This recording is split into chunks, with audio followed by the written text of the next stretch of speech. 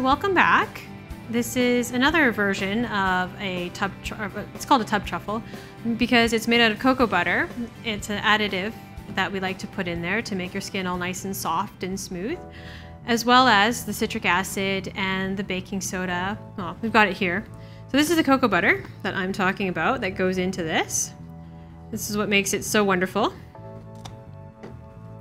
And we have our baking soda again. And our citric acid again. This is something new. We have our cornstarch. It's to help bind the cocoa butter because we have extra oil. And then we have a Polysorbate, Polysorbate 20 is what this is. This helps reduce like bathtub rings. It's an emulsifier. And we have spearmint essential oil because the cocoa butter will smell like chocolate anyway. It's nice to add like a little bit of mint to it. We have molds. And if you'll notice that these molds are smaller and you want them to be this way, you want them only to be like candy molds.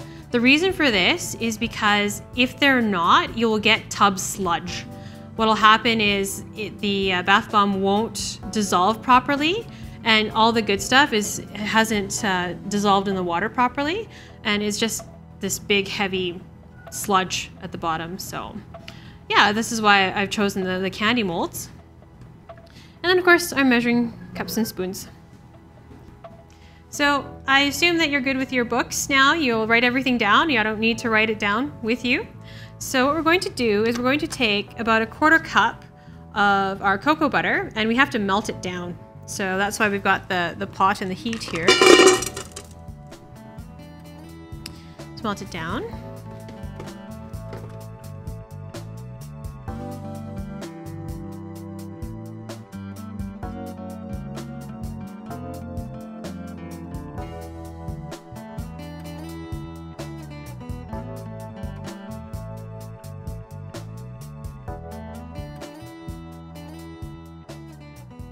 So now we have our cocoa butter melted in our little pot here. The reason you can do it in a microwave, just don't tell me about it. I really dislike melting things in a microwave. Well, I hate reheating things in a microwave too.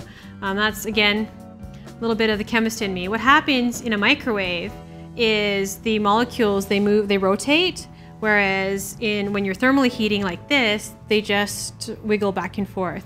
So that's why. I mean, it's just technicality. It does affect the overall molecular structure. If you don't care, heat it in the microwave. The proper way to do it though is to have a double boiler. Underneath here is my water. Don't know if you can see all the steam coming up. So you heat the water and heat the pan on top and melt it slowly. Cocoa butter is just like chocolate, low and slow is how you want to do it. So next, what we want to do is measure out our other ingredients. So we're going to grab our 1/4 cup. Just going to measure out a 1/4 cup and put in our citric acid. So there we go. In there. Just mix that up a little bit. I can tilt that for you.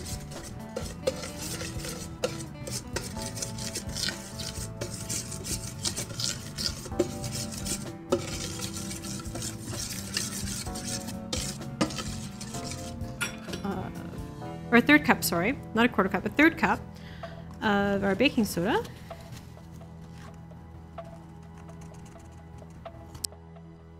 And put that in.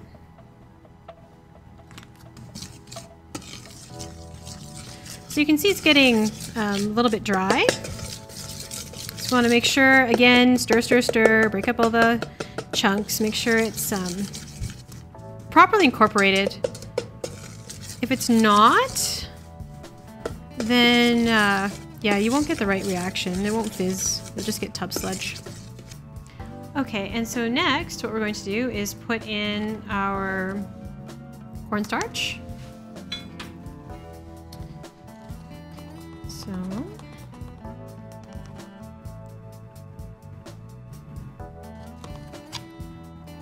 putting in 1 tablespoon is what we're doing. This just happens to be a teaspoon. of our cornstarch. Okay.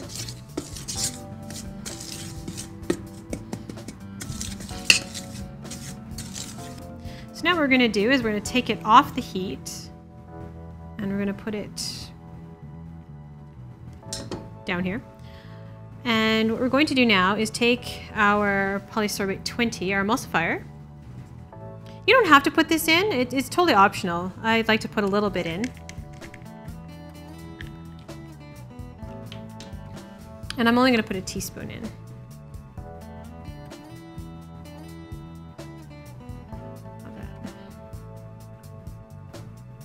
Polysorbate isn't necessary, but you can put it in. It's to reduce bathtub rings, is what it's for. It's an emulsifier to coat the cocoa butter, especially if you have hard water.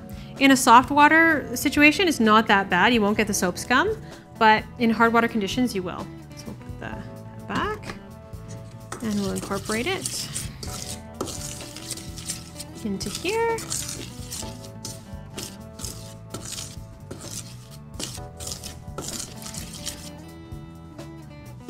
And the reason we took it off the heat is for our next step, is to put the essential oil in.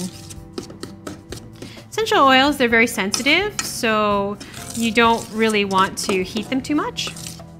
And this product's pretty cool. I can like touch the container and I'm okay.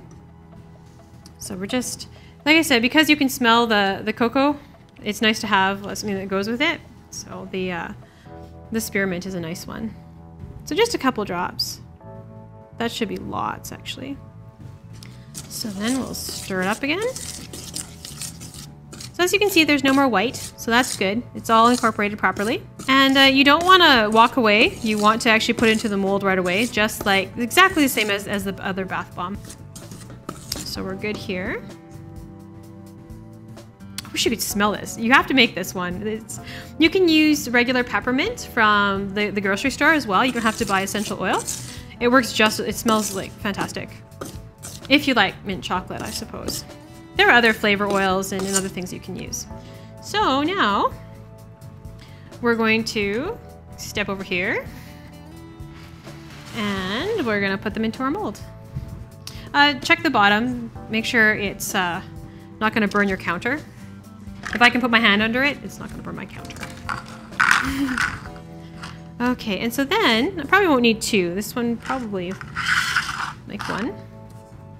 And you just take it, just like the other one, the other bath bombs that we did earlier, and press them in.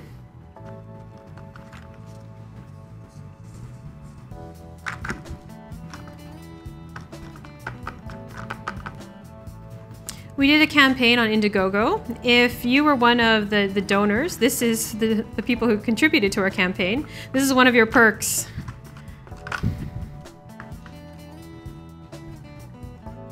Okay, and press that. Same thing, press them in firmly. It's not as big of a deal here as it was for the other ones. For this one, we're gonna stick them in the freezer so they pop out. The cocoa butter will shrink and they'll come out quite nicely. It is important to have clean molds. So you can reuse your molds, but make sure they're clean. Otherwise, things will stick and break and not look as nice. So these ones are beautiful though. When they come out, they have this great sheen on them. This is the complete mold. Okay. And we still have a little bit. We have a little bit left, so we did pretty good. And I will just toss it into here.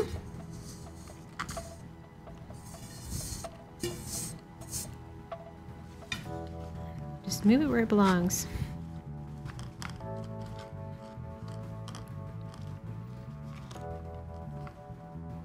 Okay, and there we have it. So what happens to these guys is that they will go into the freezer for...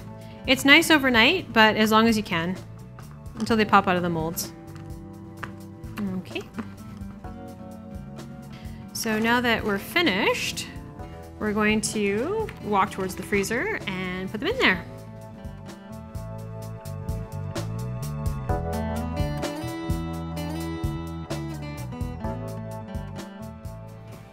Well, thank you for joining us and making my favorite product, the tub truffle.